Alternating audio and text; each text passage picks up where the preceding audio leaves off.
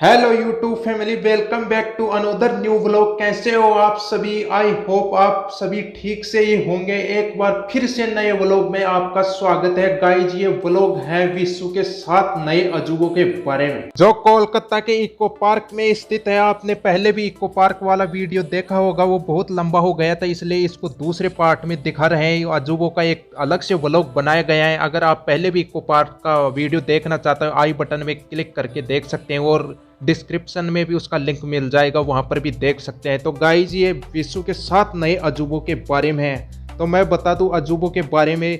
प्राचीन इतिहास के अजूबे अलग थे, मध्यकालीन इतिहास के अलग है और आधुनिक इतिहास के अजूबे अलग हैं। जो नए हैं तो इस व्लॉग में आपको नए अजूबों के बारे में बताया जाएगा। तो मैं आधुनिक इतिहास के 7 नए अजूबे कौन कौन से हैं उसको एक बार बता देता हूँ। पहला है चीन की महान विशाल दीवार जो चीन में स्थित है। दूसरा, क्राइस्ट द रिडीमर जो ब्राजील के रियो डी जेनेरियो शहर में स्थित है। यह ईसा मसीह की एक मूर्ति है।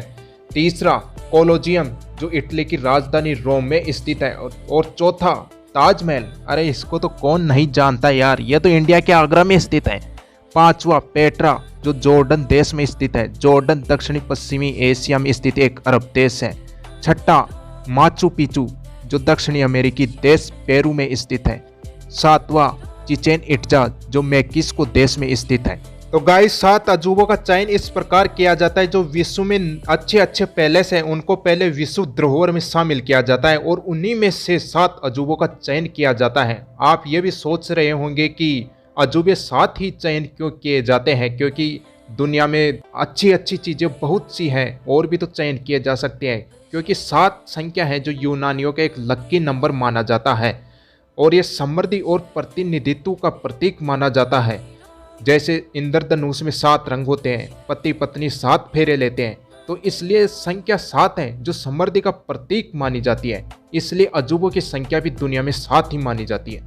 तो गाइज, इस हसीन सी मिली हुई जिंदगी में घूमना फिरना किसे पसंद नहीं है। जब बात की जाए 7 अजूबों की तो घूमने का मजा और कई गुना बढ़ जाता है। वैसे भी इन अजूबों पर घूमना हर किसी के वश की बात नहीं है, क्योंकि ये अलग अलग देशों में बने हुए हैं। लेकिन कोलकाता का इको पार्क ऐसा पार्क है जहां इन 7 नए अजूबों की प्रतिकृतियां बनी हुई है, तो वहां एक साथ इन 7 अजूबों को देख सकते हैं। इसलिए कोलकाता के इस पार्क को प्रकृति का तीर्थ कहने के साथ ही 7 अजूबों की प्रतिलिपियों का पार्क भी कहा जाता है। तो गाइज, फाइनली व्लॉग स्टार्ट हो चुका है। देखिए, टिकट काउंटर है, टिकट काउंटर की तरफ चल करके इसका टिकट लेंगे। यहाँ पर अजूबों का अलग से टिकट लगता है, इको पार्क के एंट्री का अलग से टिकट लगता है। अजूबों को फ्री में नहीं देख सकते हैं, दोनों की प्राइस 30-30 रुपये है, तो यहाँ अलग से टिकट लेना पड़ता है। टिकट काउंटर पर टिकट ले लिया है, देखिए आप। तो देखिए, अब चलेंगे अजूबों की तरफ, उसके गेट की तरफ चलेंगे। यहाँ पर सिक्योरिटी गार्ड को टिकट दिखा करके एंट्री करेंगे। यहाँ पर सिक्योरिटी गार्ड है, देखिए ये रहा, ये दिखा करके एंट्री करते हैं। तो देखिए गाइज, मैं एंटर कर चुका हूँ इसके अंदर। तो सबसे पहले दिखाई दे रहे हैं मिस्र के पिरामिड।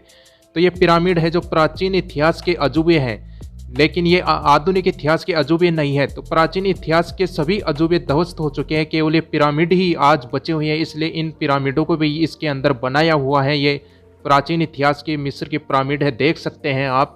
मिस्र के पिरामिड राजाओं के शवों को दफनाने के लिए बनाए गए थे गाइज। इन शवों को मिस्र में मम्मी कहा जाता है। इन शवों के साथ खाद्य पदार्थ, पेय पदार्थ, वस्त्र, गहने, बर्तन, हथियार, जानवर एवं कभी कभी तो सेवक सेविकाओं को भी दफना दिया जाता था। मिस्र के पिरामिड उस समय बनाए गए थे जब मिस्र दुनिया की सबसे अमीर और सबसे शक्तिशाली सभ्यताओं में से एक था। मिस्र के पिरामिड 4000 वर्ष पुराने हैं। ये पिरामिड अभी भी मिस्र की भव्यता को बरकरार रखे हुए मिस्र के समृद्धि और गौरवशाली अतीत की एक झलक प्रदान करते हैं। तो गाइस, चलते हैं इन पिरामिडों के अंदर। क्या होता है इनके पिरामिडों के अंदर, देखिए इसमें सीढ़ियाँ बनी हुई है, इसके द्वारा चलते हैं। इनके अंदर जो प्रतिलिपि बनाई गई है, असली तो नहीं है लेकिन इस पार्क के अंदर प्रतिलिपि बनाई हुई है। देखिए अंदर आ चुके हैं। यहाँ पर देखिए एक शव की भी प्रतिलिपि दिख जाएगी आपको, जो मिस्र के वास्तविक पिरामिडों में भी कई हजारों सालों से वहाँ शवों को रखा गया है। तो देखिए इस प्रकार शवों को रखा जाता है। यहाँ पर अंदर चित्रकारी भी दिख जाएगी, अलग अलग तरह की मूर्तियों के चित्र भी बने हुए हैं। तो देखिए गाइस, लोग बाग देख रहे हैं इसकी दीवारों को किस तरह के बने होते हैं। देखिए ये शव रखा हुआ है, ऐसे शव रखे जाते थे इन पिरामिडों के अंदर। तो कई हजारों साल से दफने हुए हैं मिस्र के अंदर ऐसे शव। तो देख सकते हैं अब गाइज ये इतिहास मिस्र के पिरामिडों का इस तरह का होता है। तो काफ़ी अच्छा लगा यहाँ देख करके। तो निकलते हैं अब बाहर इससे। तो बाहर आ चुके हैं इस पिरामिड के अंदर। काफ़ी अच्छा एक्सपीरियंस रहा इसको देख करके। इस तरह के होते हैं मिस्र के पिरामिड। मिस्र के सबसे महान पिरामिडों की बात की जाए तो गीजा का पिरामिड सबसे महान है। ये 450 फीट ऊंचा है और ये 42 हेक्टेयर में फैला हुआ है, ऐसा कहा जाता है। ये चांद से भी दिख सकता है और इसका क्षेत्रफल 16 फुटबॉल के मैदानों के बराबर है, यानी 16 फुटबॉल के मैदानों के बराबर इसका क्षेत्रफल है। देखिए इसके बाहर इधर फंवारा भी चल रहा है, कितना अच्छे से फंवारा दिखाया गया है गाइस।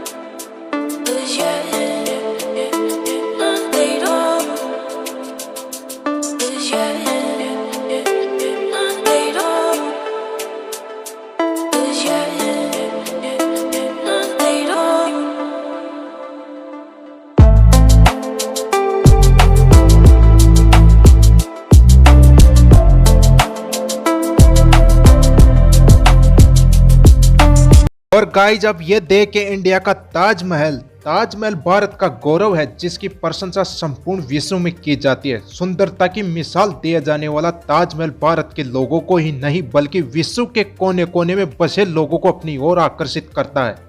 यह मुगल वास्तुकला का सर्वोत्तम उदाहरण है और इसे भारत के समृद्ध इतिहास का प्रतीक माना जाता है। मोहब्बत की निशानी समझे जाने वाली इस इमारत को देश विदेश से तकरीबन 70 से 80 लाख सैलानी प्रतिवर्ष आते हैं। यह आगरा शहर में यमुना नदी के तट पर मौजूद है। इसका निर्माण मुगल बादशाह शाहजहां ने अपनी प्रिय बेगम मुमताज महल की याद में बनाया था और इसका नाम भी मुमताज महल के नाम पर ही ताजमहल पड़ा। और इसका निर्माण शाहजहां ने मुमताज महल की मृत्यु के बाद बनाया था। इसका निर्माण 1632वीं ईस्वी में बनना स्टार्ट हुआ और 1953 में कंप्लीट हुआ।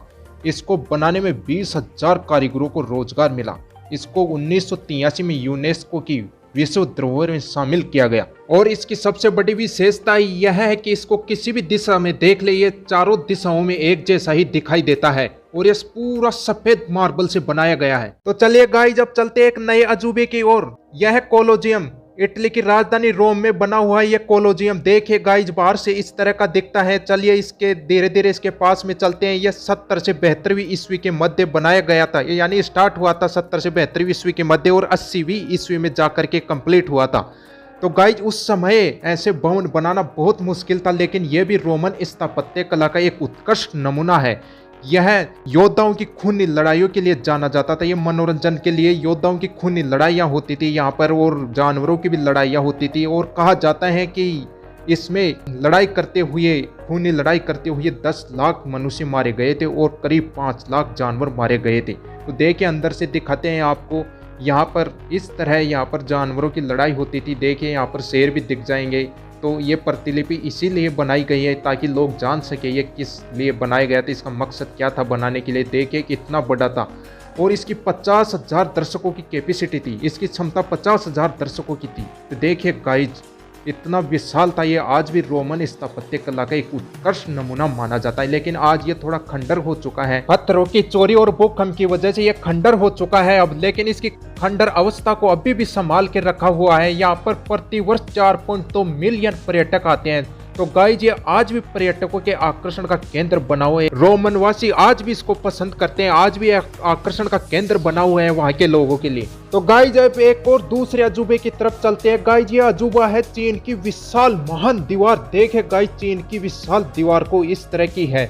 यह 6400 किलोमीटर लंबी है और इसका निर्माण 5वीं ईसा पूर्व से 16वीं शताब्दी तक हुआ था, यानी ये 2000 साल लगे थे करीब इसको बनाने के अंदर। और इसमें कहा जाता है कि 20 से 30 लाख लोगों ने इसको बनाने में जीवन लगा दिया था।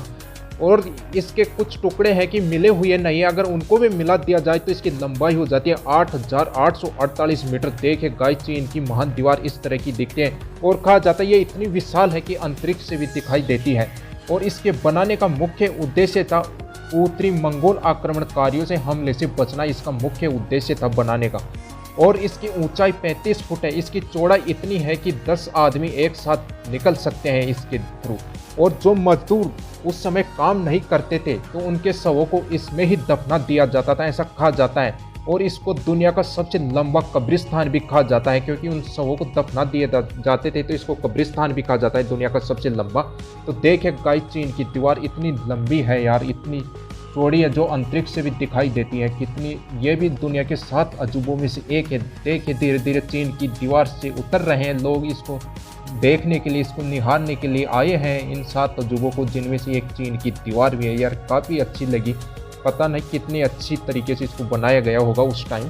तो गाइस अब चलते हैं एक नई जगह की तरफ। यह विश्व के 7 नए अजूबों में तो शामिल नहीं है, लेकिन विश्व धरोहर में शामिल है ईस्टर द्वीप की मूर्तियां। ये विचित्र तरह की मानव आकृति की बनी हुई मूर्तियां आज भी एक रहस्य बनी हुई है। ये 1200 साल पुरानी है। यह प्रशांत महासागर के एक द्वीप पर स्थित है, जिस द्वीप का नाम है ईस्टर द्वीप। यह दक्षिणी अमेरिकी देश चिली में पड़ता है। इनमें सबसे बड़ी मूर्ति है जिसकी ऊंचाई है 33 फीट और उसका वजन है 75 टन। तो यहाँ करीब 900 मूर्तियां बनी हुई है, जो आज भी एक रहस्य बना हुआ है। किसी को पता नहीं लगा ये किसने बनाया है, क्यों बनाई गई थी, इनका उद्देश्य क्या था बनाने की। तो ये भी विश्व धरोहर में शामिल है, तो इनको भी इस पार्क में बनाया गया। देख सकते हैं यार इस तरह की मूर्तियां हैं ईस्टर द्वीप पर, जो आज भी एक रहस्य बना हुआ है। तो गाइस एक दूसरा अजूबा आपको दिख रहा होगा सामने, ब्राजील के रियो डी जेनेरियो शहर में स्थित क्राइस्ट द रिडीमर है, जो ईसा मसीह की मूर्ति है। इसका आधार 31 फीट ऊंचा है और इसको मिला करके इसकी ऊंचाई 130 फीट है, जो दुनिया की सबसे ऊंची मूर्तियों में से एक है। इसका निर्माण 1922 से 1931 के बीच कराया गया था। इसका निर्माण फ्रेंच के एक महान मूर्तिकार लियोन दी वेस्की ने करवाया था। यह भी दुनिया के नए 7 अजूबों में शामिल है, जो दुनिया में पर्यटन स्थलों का एक प्रमुख केंद्र माना जाता है। तो गाइस अब चलते हैं पेट्रा की तरफ, जो जॉर्डन देश में स्थित है। जॉर्डन देश दक्षिणी पश्चिमी एशिया में स्थित एक अरब देश है। यहाँ पर रिपेयरिंग का काम चल रहा है, इसलिए इसमें घूम नहीं पाएंगे, इसके अंदर नहीं जा पाएंगे। तो गाइस ये भी एक उत्कृष्ट कला का नमूना है। ये पत्थरों और चट्टानों को काट करके बनाया हुआ है, तो ये भी एक उत्कृष्ट कला का एक शानदार नमूना है, जो जॉर्डन देश में स्थित है। ये भी विश्व के नए 7 अजूबों में शामिल है। देख सकते हैं लाल पत्थरों की चट्टानों काट करके बनाया हुआ है। ये देखिए अब चलिए, अपने अजूबे पूरे हो गए हैं, व्लॉग भी लगभग कंप्लीट होने वाला है। चलते हैं इधर, देखिए फव्वारा देखिए कितना आकर्षक बना हुआ है। यार इस जगह को कितना आकर्षक बना रहे हैं ये फव्वारा, देख सकते हैं गाइज आप, कितना अच्छा लग रहा है। देखिए पिरामिडों को एक बार फिर से निहार सकते हैं आप। तो धीरे धीरे चलते हैं बाहर की तरफ, यहाँ लोग बाग आए हैं घूमने के लिए इन 7। तो गाइज वीडियो अच्छे लगे तो लाइक शेयर सब्सक्राइब जरूर करना, और बाद में मिलते हैं नए व्लॉग में। Okay bye bye Tata.